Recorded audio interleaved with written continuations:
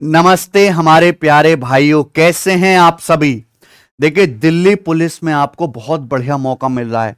Delhi police में कई सारे एग्जाम्स में अब 10,000 से ज्यादा वैकेंसी हो चुकी हैं। भाई, दिल्ली पुलिस कांस्टेबल की 7,500 वैकेंसी है। दिल्ली पुलिस एडब्ल्यूओ टीपीओ को भी वैकेंसी आ चुकी है। दिल्ली पुलिस हेड कांस्टेबल की भी 500, हेड कांस्टेबल मिनिस्टर की भी 500 वैकेंसी आ चुकी है। ये सीपीओ के पेपर में दिल्ली पुलिस एएसआई की भी मेरे प्यार में वैकेंसी आ चुकी है। तो यानी कि दिल्ली पुलिस तो पूरी तरीके से तैयार है आपको शामिल करने के लिए मेरे भाई। उसके लिए आपको पेपर क्लियर करना पड़ेगा। और मैं आपको बता दूं, ये जितने भी वनडे एग्जाम होते हैं, इनमें प्रैक्टिस ही सफलता की कुंजी है। जो जितना ज्यादा प्रैक्टिस करेगा प्रीवियस ईयर के क्वेश्चंस की, मॉक टेस्ट की, है ना, जो जितने ज्यादा मिक्स्ड क्वेश्चंस लगाएगा, जितने ज्यादा सेक्शनल टेस्ट लगाएगा मेरे भाई, वही सिलेक्शन की तरफ बढ़ेगा। केवल बैच पढ़ लेने से, हैं, केवल किताब पढ़ लेने से आपका कुछ हो जाए, ये बिल्कुल मन से ख्याल निकाल लीजिए, दुनिया कर रही है मेरे भाई। और इसी चीज के लिए मेरे दोस्तों, हम YouTube पे हमेशा कोशिश करते हैं, प्रैक्टिस सेट आपको करवाते हैं।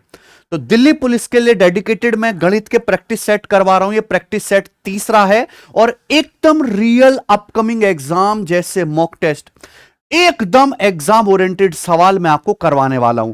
तो आप इस चैनल को सब बच्चे सब्सक्राइब कर लो, ठीक है। ये मैथ्स कॉन्सेप्ट किंग गगन प्रताप जो हमारा यूट्यूब चैनल है, जो मैंने नाम चेंज कर दिया है, उस पर ये क्लासेस दिल्ली पुलिस के मॉक टेस्ट की लगातार आ रही हैं।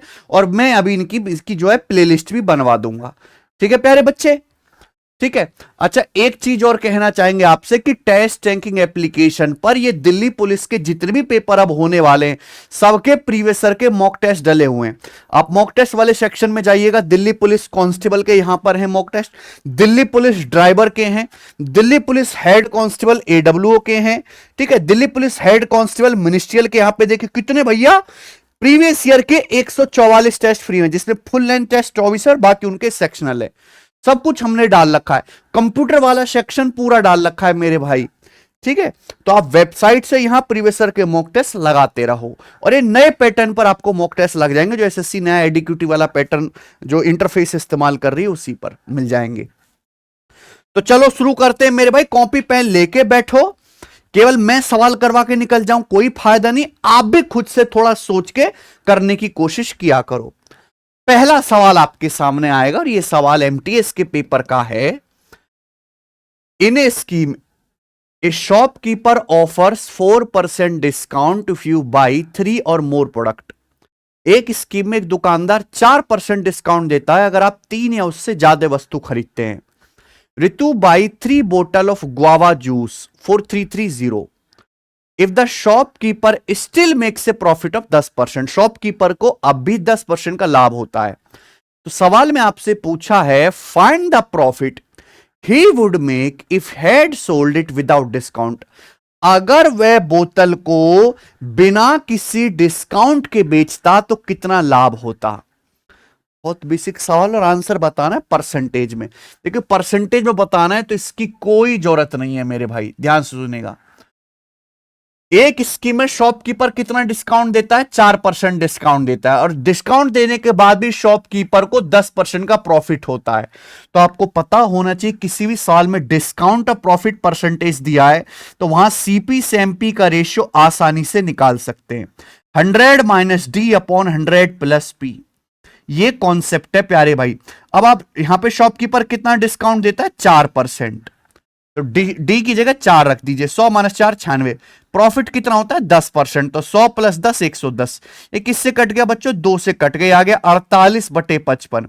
ये सीपी से एमपी का रेशियो आ गया। आप बोलोगे जी सर बहुत बढ़िया। अब आगे समझिए कि अगर शॉपकीपर बिना किसी डिस्काउंट के बेचता है तो प्रॉफिट क्या होगा, आप बताओ। अगर आप सामान को बिना किसी छूट के बेचोगे तो जो सामान का मार्क प्राइस है उसी पर तो बेचोगे मेरे भाई। बिना किसी डिस्काउंट पे सेल करने का मतलब है कि आप सामान को उसके अंकित मूल्य पर बेच रहे हो। सामान का सीपी कितना है, 48। अगर आप डिस्काउंट नहीं दोगे तो मार्क प्राइस है 55, 55 में बेचोगे तो कितना प्रॉफिट होगा, 7 का प्रॉफिट होगा। कितने पर, 48 के सीपी पर। परसेंटेज में कितना प्रॉफिट होगा, इंटू 100%, ये आ जाएगा मेरे भाई। ये किससे चला गया, ये 4 से चला गया 125 बार, ये 4 से चला गया भैया 48 12 बार, ठीक है जी, आप बोलोगे यस सर बिल्कुल सही। तो ये आ जाएगा यहां पे 14 पॉइंट समथिंग आएगा बी ऑप्शन, ठीक है ना, क्योंकि 7 गुणा ये 25/12, अगर 25 को 12 से भाग कर देंगे तो 2 + 1/12 हो जाएगा। तो 7 दूनी 14 + 7/12 आएगा, 14.58% हो जाएगा ना। 7 की 2 में गुणा करेंगे 14 और 7/12 यानी कि 0.58। ठीक है, अगला सवाल, सवाल नंबर 2। ए एक काम का 2/5 6 दिन में कर सकता है, बी 2/3 12 दिन में कर सकता है। ए और बी एक साथ मिलकर 6 दिन तक काम करते हैं, बचा काम सी अकेला 8 दिन में पूरा करता है। ए और सी मिलकर उस काम को कितने दिन में पूरा कर लेंगे? टाइम एंड वर्क का बहुत इंपॉर्टेंट और बहुत आसान सवाल है। देखिए, दो लोग हैं ए और बी। अब जैसे बोला है ए 2/5 काम 6 दिन में करता है, तो आप ये पता लगाओ भाई ए पूरा काम कितने दिन में करेगा। अगर टोटल काम 5 है तो ए 2 काम करता है 6 दिन में, 3 गुना समय लेता है। तो ए पूरा काम कितने समय में करेगा? 5 का 3 गुना 15 दिन में। तो ए पूरा काम 15 दिन में करेगा। ऐसी बी 2/3 काम 12 दिन में करता है। अगर टोटल काम 3 है तो 3 में से 2 काम करता है 12 दिन में, 6 गुना समय लेता है। तो बी पूरा काम कितने समय में करेगा? 3 का 6 गुना 18 दिन में। क्लियर है? आप बोलोगे हां जी सर। तो 15 और 18 का एलसीएम आ गया 90, ये आपका टोटल वर्क हो गया। क्लियर? आप बोलोगे हां जी सर। तो ए 90 कुर्सी 15 दिन में बनाता है, एक दिन में बनाएगा 6, 15 6 90। बी की एफिशिएंसी क्या है? 90/18 5 है। ए और बी की एफिशिएंसी आ गई। अब सवाल को अगर देखो, ए और बी एक साथ 6 दिन तक काम करते हैं, ए और बी एक दिन में कितना काम करेंगे? भाई ए 6 कुर्सी बनाएगा, बी 5। ए और बी एक दिन में 11 कुर्सी बनाएंगे, तो इस हिसाब से ए और बी 6 दिन में कितना काम करेंगे? 66। तो अगर 90 में से 66 काम हो गया तो बचा काम कितना? 24। 24 यूनिट काम बचा है। क्लियर? आप बोलोगे हां जी सर क्लियर। अब इस बचे काम को सी अकेला 8 दिन में करता है, यानी कि सी जो है 24 कुर्सी बनाता है 8 दिन में। तो सी एक दिन में कितना काम करेगा? 3। तो सी की एफिशिएंसी भाई यहां से 3 आ गई। सवाल में पूछा है ए और सी मिलकर वो काम कितने दिन में कर लेंगे।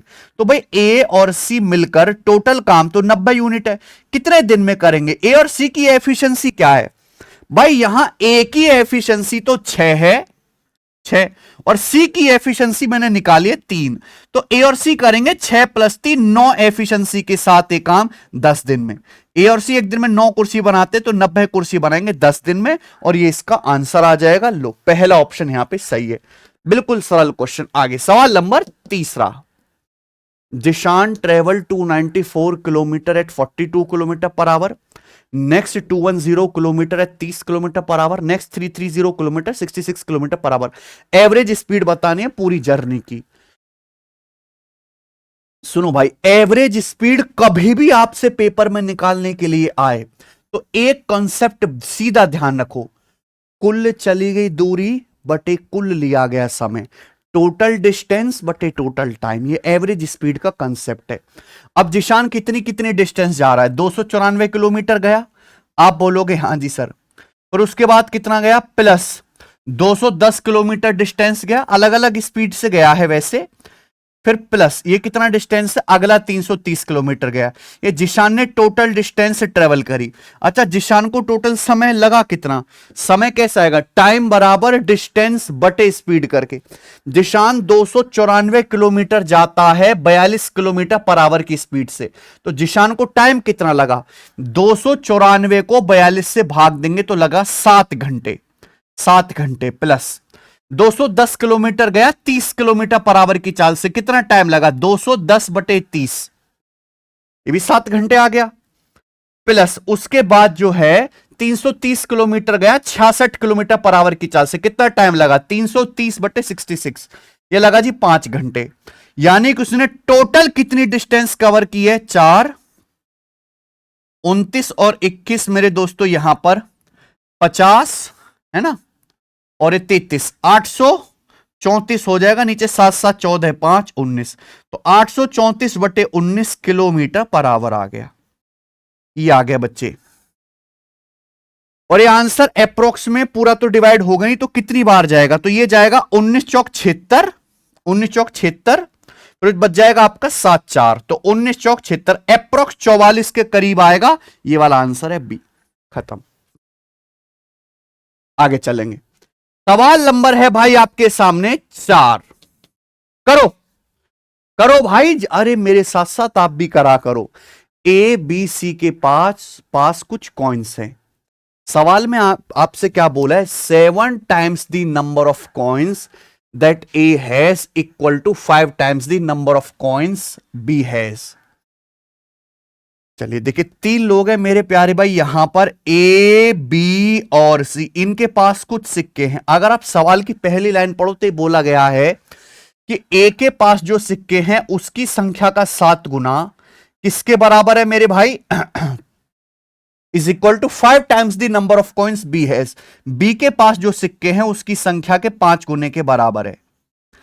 ए के सिक्के की संख्या का 7 गुना बी के पास मौजूद सिक्कों की संख्या के 5 गुने के बराबर है। तो यहां से ए और बी का रेशियो क्या आ जाएगा? ए बटे बी कितना आ जाएगा? 7 उधर जाएगा, 5:7। ए से बी का रेशियो 5:7 आ जाएगा। कोई तकलीफ इसमें नहीं। आगे सुनना। While 6 times the number of coins B has is equal to 11 times the number of coins C has।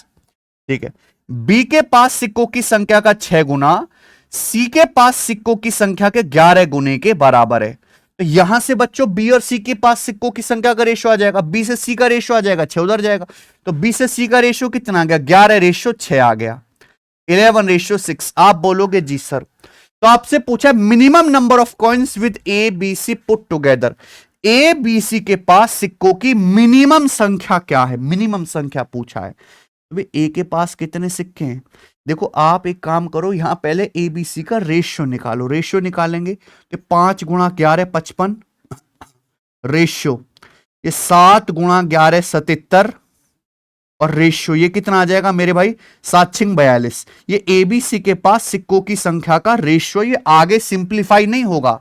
सवाल में आपसे पूछा क्या है? एबीसी के पास मौजूद सिक्कों की न्यूनतम संख्या। देखो मेरे भाई, सिक्कों की संख्या जो वो इंटीजर में होगी, पूर्णांक में, दशमलव या फ्रैक्शन में तो होगी नहीं।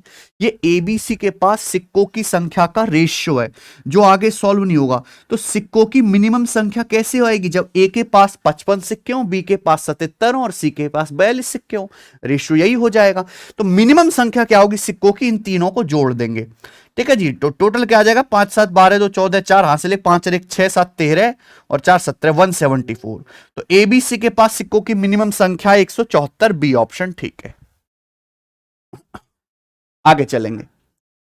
एक चिड़ियाघर में घोड़ा और कबूतर हैं। अगर सिर गिने जाएं तो 340 सिर होंगे।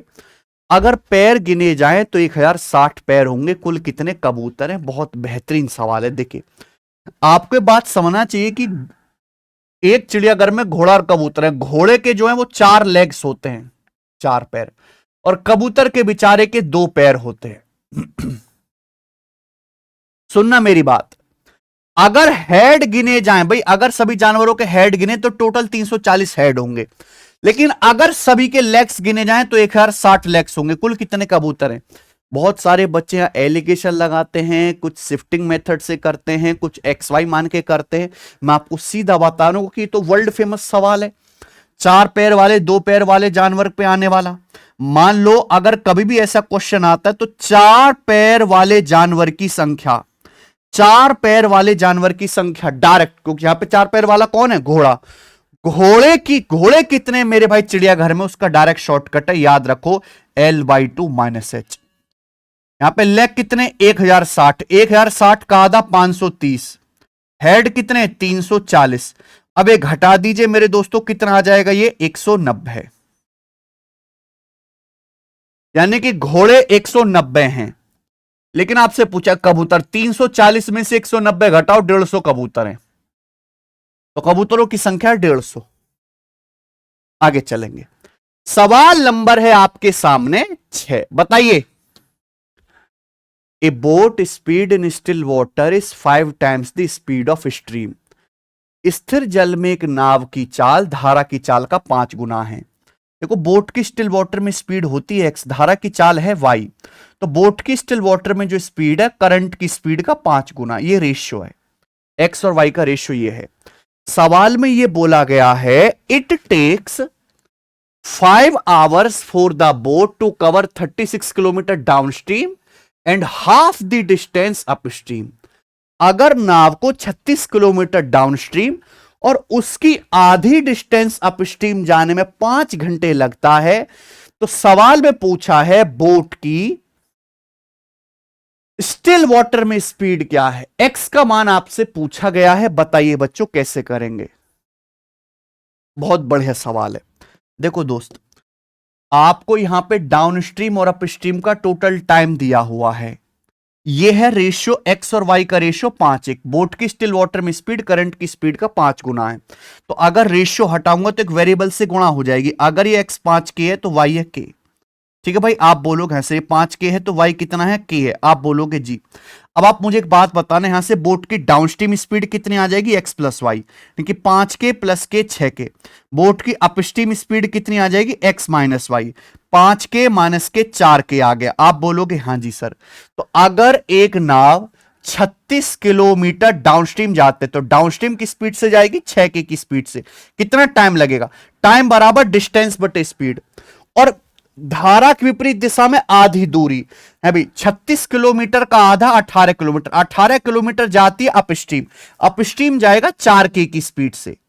और टोटल समय कितना लगा, टोटल समय लगा 5 घंटे। मैंने टोटल टाइम को इक्वल कर दिया। टाइम कैसे निकाला, डिस्टेंस बटे स्पीड करके।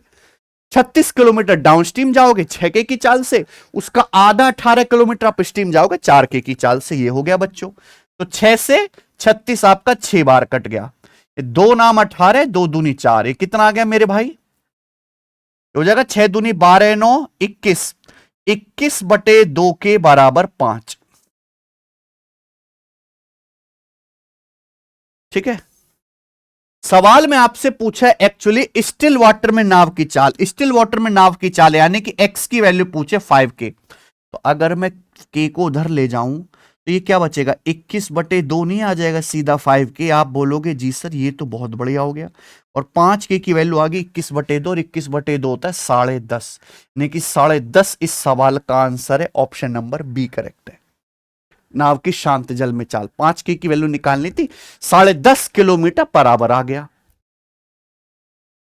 बहुत बड़ा। सवाल नंबर 7 करेंगे। यदि 128 रेशियो वाई, देखो ये है प्रपोर्शन का साइन, y रेशियो 8 है, तो y का पॉजिटिव वैल्यू बताओ क्या होगा। कैसे करते हैं भाई ऐसे सवाल को, जब भी ऐसा प्रपोर्शन का साइन है समानुपात, इसका मतलब बाहर बाहर वालों की गुणा और अंदर अंदर वालों की गुणा बराबर होनी चाहिए, यानी कि y गुणा y स्क्वायर बराबर आ जाएगा 128 गुणा 8, 128 गुणा 8। क्लियर है, आप बोलोगे जी सर 128 गुणा 8 यानी कि कितना 1024, इसका अंडर रूट 32, तो y की वैल्यू 32 आ गई और ये आंसर है। ऑप्शन नंबर बी है, एकदम सीधी सी बात। सवाल नंबर 8, गोविंद ने 5200 के कुल कॉस्ट पर 2 आर्टिकल खरीदे, एक आर्टिकल को 28% लाभ पर, दूसरे को 12% लॉस पर बेचा। अगर गोविंद ने दोनों वस्तुओं को कुल 5656 रुपए में बेचा है, तो सवाल यह है कि दोनों वस्तु के सीपी का डिफरेंस क्या है, क्रिया मूल्य का अंतर आपको बताना है। सोचो बजे भाई सवाल को आप कैसे बनाओगे। देखो कई सारे तरीके हैं, आपसे सीपी का डिफरेंस पूछा है। अगर आप प्रॉफिट या लॉस परसेंटेज पे एलिगेशन लगाते हैं, एलिगेशन मेथड बताता हूं, प्रॉफिट लॉस परसेंटेज पे एलिगेशन लगाने से सीपी का रेशियो आता है। गोविंद ने 2 आर्टिकल खरीदे, टोटल कितने रुपए में भाई 5200 रुपए में। उसने पहले आर्टिकल को बेचा 28% के लाभ पर, 28% के प्रॉफिट पर। दूसरे आर्टिकल को बेचा 12% लॉस पर, लॉस यानी कि नेगेटिव 12% लॉस पर। कुल मिलाकर कितना लाभ हुआ 5656 का। अब आप बताओ, दोनों आर्टिकल उसने 5200 रुपए के खरीदे गोविंद ने, और दोनों आर्टिकल कुल मिला के 5656 के बेचे। अगर 5200 रुपए का सामान 5656 में बेचा तो 456 का प्रॉफिट हुआ। 5200 के सामान पे 456 का प्रॉफिट हुआ। परसेंटेज में कितना प्रॉफिट हुआ भाई? गुणा 100%। तो आप ये पता लगा लो कि गोविंद को दोनों सामान पर मिलाकर ओवरऑल कितने परसेंट का फायदा हुआ। 5200 का सामान 5656 में बेचा तो 456 का फायदा हुआ, घटा के आ गया। तो देखिए 2 जीरो कट जाएगा और उसके बाद 4 से भी कट जाएगा भाई 114 बार, और 4 से कट जाएगा 52 13 बार। तो ये स्टूडेंट आ गया 114 बटा 13% का गोविंद को ओवरऑल प्रॉफिट हुआ। यहां तक किसी बालक को कोई समस्या? आप बोलोगे सर समस्या है हमारे दुश्मनों को। मेरे भाई ये एलिगेशन लगाना बहुत आसान है यहां, क्योंकि यहां बटे 13 आ रहा है तो थोड़ा सा इजी करने के लिए पूरे को 13 से मल्टीप्लाई कर देते हैं। अगर 28 की 13 में गुणा करेंगे तो कितना आएगा? 280 और 84 यानी कि 364%। ठीक है, यहां 13 की -12 में गुणा करेंगे तो माइनस का 156%। ठीक है, यहां 13 से गुणा करेंगे तो 114%। अब आप एलिगेशन लगाओ, बिल्कुल इजी हो जाएगा। ठीक है भाई, 114 में से माइनस का 156 घटाएंगे तो आ जाएगा 270। 364 में से 114 घटाएंगे तो आ जाएगा आपका 250। तो ये आ गया रेशियो, 0 से 0 कट जाएगा यानी कि 27:25। ये दोनों वस्तु के सीपी का रेशियो आ गया मेरे भाई 27:25। दोनों वस्तु के क्रिय मूल्य का अनुपात आ गया कि प्रॉफिट परसेंटेज या लॉस परसेंटेज पे एलिगेशन लगाने से क्रिय मूल्य का अनुपात आता है, बात खत्म। दोनों वस्तुओं का टोटल सीपी कितना है? 27 + 25 52। दोनों वस्तुओं का टोटल सीपी जो है वो 52 यूनिट है, जबकि दोनों वस्तुओं का कुल क्रिय मूल्य कितना है? 5200 रुपए। तो 52 की वैल्यू 5200 रुपए है, जिसे हम कह सकते हैं 100 गुना, तो 100 टाइम्स। तो दोनों के सीपी का डिफरेंस कितना है? 27 25 का 2 यूनिट। 2 की वैल्यू भी 100 गुना आ जाएगी, 200 रुपए। दोनों वस्तुओं के क्रिय मूल्य का डिफरेंस आ गया। इससे बेसिक सवाल नहीं हो सकता। तीसरा ऑप्शन है, आ जाओ, पूरा मैंने आपको समझा दिया। सवाल नंबर 9, 30 लीटर दूध वाले एक बर्तन में से 3 लीटर दूध निकाला जाता है और इसकी जगह पानी डाला जाता है। इस प्रोसेस को 2 बार और रिपीट किया जाता है। देखो, एक बार हम रिपीट कर चुके हैं। हमारे पास एक बर्तन है जिसमें 30 लीटर दूध है, बर्तन में से 3 लीटर दूध निकाला, पानी भर दिया, अब तो मिक्सचर बन गया। फिर 3 लीटर मिक्सचर निकाला, उसकी जगह पानी भर दिया, फिर दोबारा 3 लीटर मिक्सचर निकाला, उसकी जगह पानी भर दिया। टोटल प्रोसेस कितनी बार हो गया? 3 बार।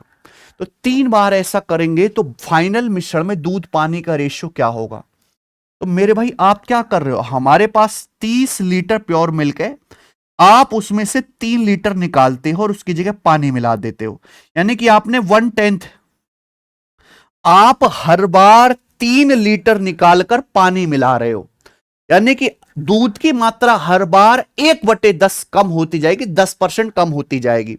ठीक है, 1/10 मिक्सचर आप निकाल रहे हो तो दूध बचेगा कितना? 9/10। इस प्रोसेस को आपने 3 बार किया। 3 बार प्रोसेस करने के बाद बर्तन में दूध की मात्रा कितनी होगी? पावर 3। 9 का क्यूब 729 और नीचे 10 का क्यूब 1000, यानी कि 3 बार प्रोसेस करने के बाद बर्तन में बचे हुए मिल्क की जो मात्रा होगी आउट ऑफ टोटल मिक्सचर, वो ये रेशियो होगा 729/1000। ये डायरेक्ट है भैया। ठीक है, लेकिन सवाल में आपसे पूछा है दूध पानी का रेशियो क्या होगा, तो मिल्क कितना होगा? 729। टोटल मिक्सचर है 1000, तो उसमें वाटर कितना आएगा? 1000 में से 729 घटाओ तो ये आपका वाटर ही बचेगा ना, 271। ठीक है जी, तो ये इस सवाल का आंसर है सी ऑप्शन। आगे चलेंगे, कुछ नहीं है। सवाल नंबर 10, ईशान और मेघना को अपनी अपनी कारों से दिल्ली से कानपुर जाना है। ईशान 147 किलोमीटर पर आवर की स्पीड से कार चला रहा है, मेघना 42 किलोमीटर पर आवर की स्पीड से कार चला रही है। ईशान को कानपुर पहुंचने में 8 घंटे लगते हैं, तो बता दो मेघना को पहुंचने में कितना समय लगेगा। अगर ये सवाल भी ना कर पाओ मेरे बताने से पहले, तो मान लो कि भैया मेरे को आपको लपड़ियाने का मन करेगा। फिर ये इतनी आसान बातें हैं भाई। सबसे पहले मैं मॉर्निंग में स्टूडियो में आके आपका मॉक टेस्ट रिकॉर्ड करता हूं। ठीक है जी, आपको पढ़ाना है भाई अच्छे से। देखो, दो हैं ईशान और मेघना, लड़का लड़की हैं भैया। इनको दिल्ली से कानपुर जाना है, यानी कि दोनों को सेम डिस्टेंस कवर करना है। भाई दोनों का काम क्या है, दिल्ली से कानपुर जाना मेरे भाई। अगर सेम डिस्टेंस दोनों को जाना है तो डिस्टेंस को बराबर कर दो, और डिस्टेंस क्या होता है, स्पीड गुणा टाइम। भाई ईशान जा रहा है 147 किलोमीटर पर आवर की स्पीड से कार से। ईशान को कितना समय लगता है कानपुर पहुंचने में, 8 घंटे। तो ईशान ने कितनी डिस्टेंस चली है मेरे भाई, स्पीड 147 गुणा 8। सेम डिस्टेंस आपकी ईशा भी मेघना भी चलेगी। मेघना 42 किलोमीटर पर आवर की स्पीड से चल रही है। मेघना को पहुंचने में कितना टाइम लगेगा ये आपको निकालना है, बस इक्वल कर दो। 21 दूनी 42 और 21 सत्ते 147, 2 से 8 चला जाएगा 4 बार, यानी कि 7 चौक 28 घंटे। 28 घंटे इसका आंसर आ जाएगा। आइए सवाल नंबर है बच्चों आपके सामने 11। The ratio of a two-digit natural number to a number formed by reversing its digit is 4:7. Which of the following is the sum of all the numbers of all such pair? कौन सा ऐसी सभी संख्याओं के pair का योग है? क्या आप ये सवाल समझ पा रहे हैं? एक 2 अंकों की नेचुरल नंबर यानी कि पॉजिटिव इंटीजर, धनात्मक संख्या है। एक 2 अंकों की संख्या है, उस संख्या को जब हम रिवर्स कर देते हैं, उसके अंकों को जब हम पलट देते हैं, तो जो दूसरी संख्या बनती है उनका रेशियो 4:7 है। बात समझ में? अब मेरी बात ध्यान से सुनेगा मेरे भाई। मान लो कोई भी 2 अंकों की संख्या है, जैसे ये हो गया 67। 7 क्या होता है, इकाई का अंक। 6 क्या होता है, दहाई का अंक। तो हम इसको कैसे लिखेंगे, 6 गुणा 10 प्लस 7। इकाई का अंक में 1 से गुणा, दहाई के अंक में 10 से गुणा, ये मतलब होता है। अगर मैं आपसे कहता हूं कि एक 2 अंकों की संख्या ए बी है, मान लो कि भैया हमें डिजिट ही नहीं पता, मान लो 2 डिजिट नंबर ए बी है, तो इस संख्या का मतलब ए गुणा बी नहीं है, 10 ए प्लस बी है। यूनिट डिजिट बी में 1 से गुणा, ए में 10 से गुणा। अगर मैं इस ए बी के अंकों को रिवर्स कर दूंगा तो अब क्या आ जाएगा, बी ए। तो संख्या क्या बन जाएगी मेरे भाई, 10 बी प्लस ए। क्या आपको मेरी बात समझ में आ गई? और सवाल में इनका ही तो रेशियो दिया है भाई। हमने मान लिया कि माना एक 2 अंकों की संख्या ए बी, तो इसका मतलब हुआ 10 ए प्लस बी। इसके अंकों को बदलने से बन जाएगा, पलटने से बी ए, यानी कि 10 बी प्लस ए। अब ये 2 अंकों की संख्या और इसके अंकों को पलटने से जो संख्या बनी है, उनका अनुपात 4/7 है। तो यहां से आप सॉल्व नहीं कर सकते क्या बच्चों? ऐसे क्रॉस मल्टीप्लाई तो करना है, सिंपल। 7 2 70 ए और ये 4 ए, डिफरेंस आ जाएगा 66 ए बराबर 7 बी। 7 की बी में गुणा 7 बी, 10 चौक 40 बी। 40 और 7 का डिफरेंस 33 बी आ गया। तो यहां से ए बटे बी आ जाएगा भाई 33/66, यानी कि 1/2। ए बटे बी आ गया 1/2, यानी कि मैं ये कह सकता हूं कि अगर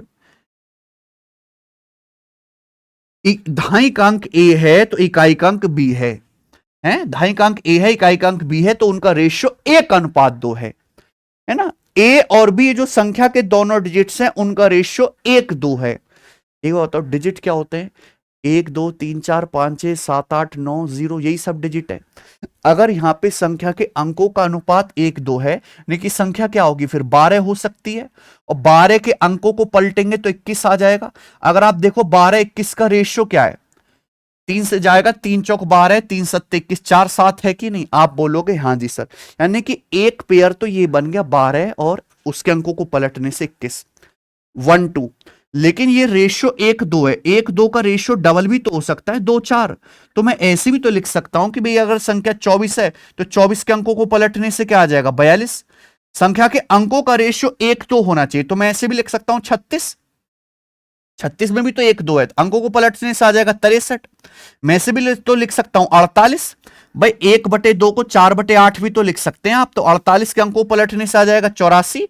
भाई रेशियो ले लो, देखो इनका रेशियो क्या आएगा, 12 चौक 48, 12 सत्ते 84।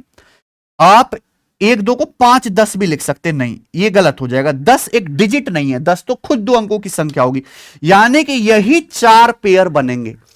आपसे पूछा था कितने पेयर बनेंगे, 4 पेयर बनेंगे।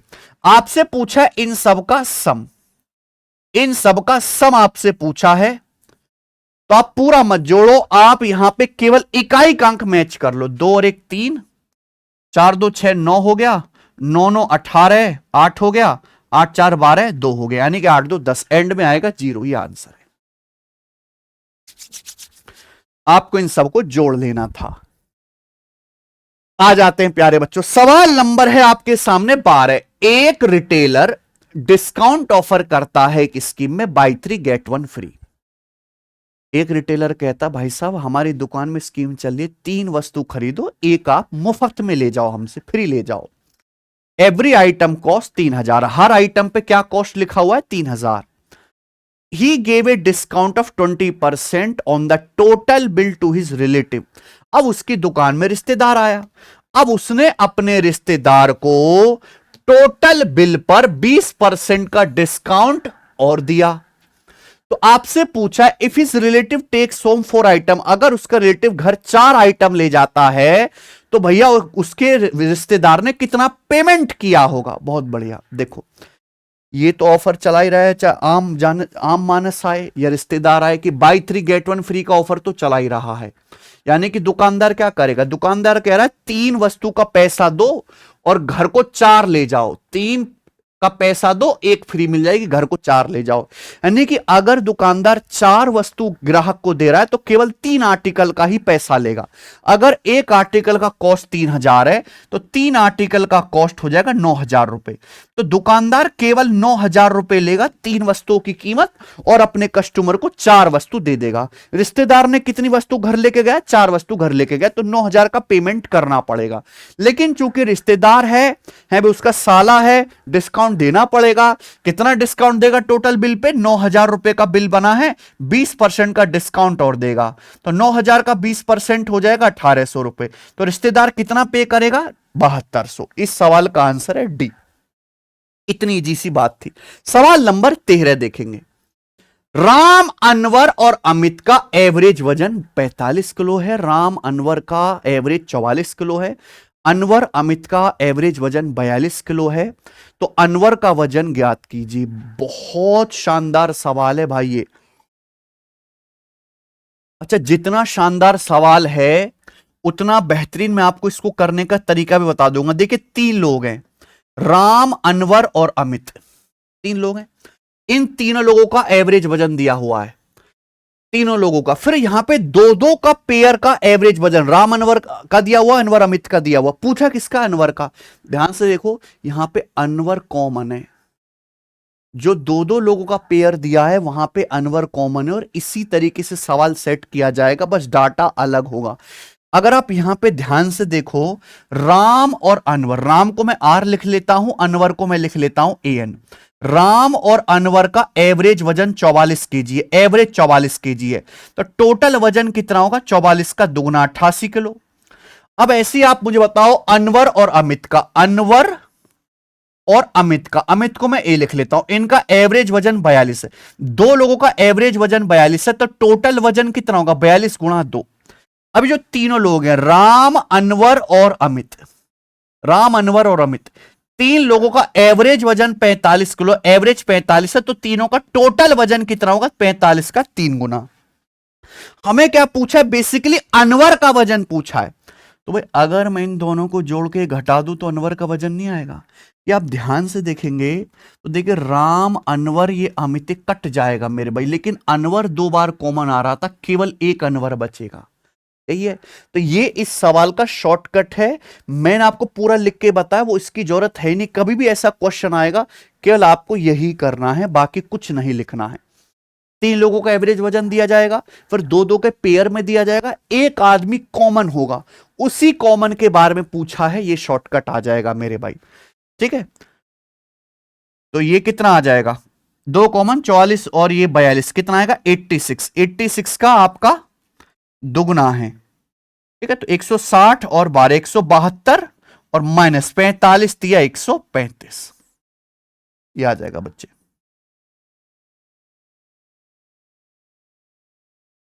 सैंतीस, कितना आएगा 37 किलो। ऑप्शन नंबर यहां पर ए करेक्ट है।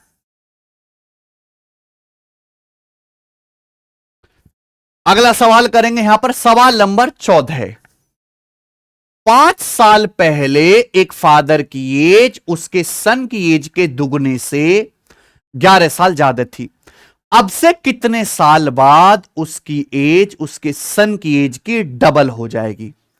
भाई रेलवे के जो पेपर हुए हैं, जितने भी IB का पेपर हुआ है, उनमें तो ये सवाल ऐसे आया है जैसे कोड़ियों के भाव भाई साहब, हर शिफ्ट में सेम टू सेम। ध्यान सुनेगा, पहले मैं इसका बेसिक बता रहा हूं, फिर डायरेक्ट इसका शॉर्टकट भी बताऊंगा।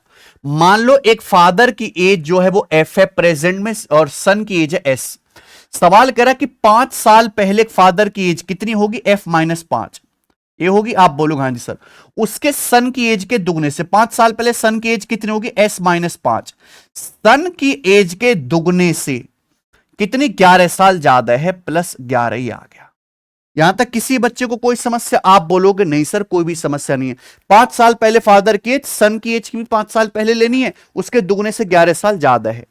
तो यहां से देखो ये 2 की S में गुणा हो जाएगी, 2S होगा, 2S इधर आएगा, तो F-2S बराबर ये कितना आएगा, 2 की -5 में गुणा -10, 11 -10 1 हो गया, -5 उधर जाएगा, ये 6 हो गया। F-2S 6। ये दिमाग में आप सॉल्व कर सकते हैं। पूछा अब से कितने साल बाद, अब से कितने साल बाद उसकी उम्र उसके बेटे की उम्र की डबल हो जाएगी। After how many year from now will he be twice his son age. यही तो है, अब से कितने साल बाद फादर की एज सन की एज की डबल हो जाएगी, 6 साल बाद ही हो जाएगी। नहीं समझे? मैंने मान लिया कि n साल लग जाएंगे, कि n साल बाद मानो कि फादर की एज जो है सन की एज का डबल हो जाएगी n साल बाद। तो n साल बाद फादर की एज क्या होगी बच्चों, F+N। n साल बाद सन की एज क्या होगी, S+N।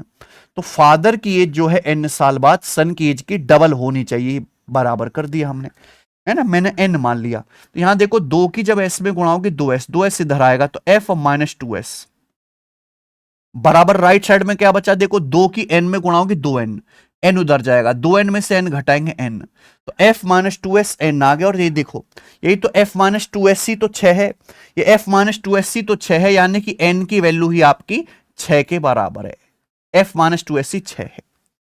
क्लियर है? आप बोलोगे हाँ जी सर एकदम क्लियर है।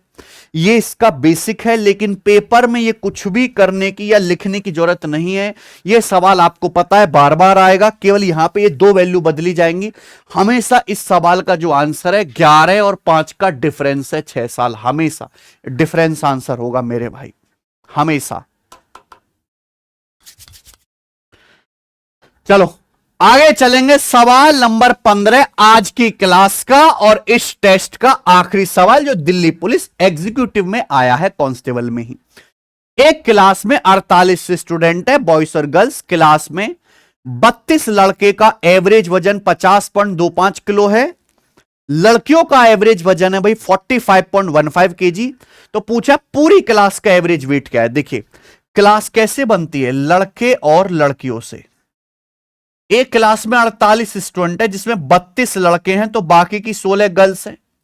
48 स्टूडेंट में 32 लड़के हैं, बाकी 16 गर्ल्स हैं, तो बॉयज और गर्ल्स का रेशियो कितना है, 16 दूनी 32, 16 एकम 16, तो बॉयज गर्ल्स का रेशियो 2:1 है। समझ में आया? आप बोलोगे यस सर बिल्कुल अच्छी तरीके से समझ में आ गया है। अब आगे चलेगा, हम बात करते हैं एवरेज वेट की। सवाल ये कह रहा है लड़कों का एवरेज वजन है 50.25 किलो, लड़कियों का 45.15। देखो ब्रेक मेथड से बता देता हूं, लड़कियों का एवरेज वजन है 45.15 किलो, लड़कों का औसत वजन है 50.25। तो 50.25 को हम ऐसे लिख सकते हैं 45.15 प्लस कितना आ जाएगा 5.1, ऐसे लिख सकते हैं भाई। लड़कियों का औसत वजन है 45.15 केजी, ये लड़कियों का औसत वजन है, लड़कों का है 50.25 किलो। तो 50.25 को भी हमने ब्रेक करके ये लिख लिया 45.15 प्लस 5.1। 45.15 से कितना ज्यादा है, ये 5.1 केजी ज्यादा है।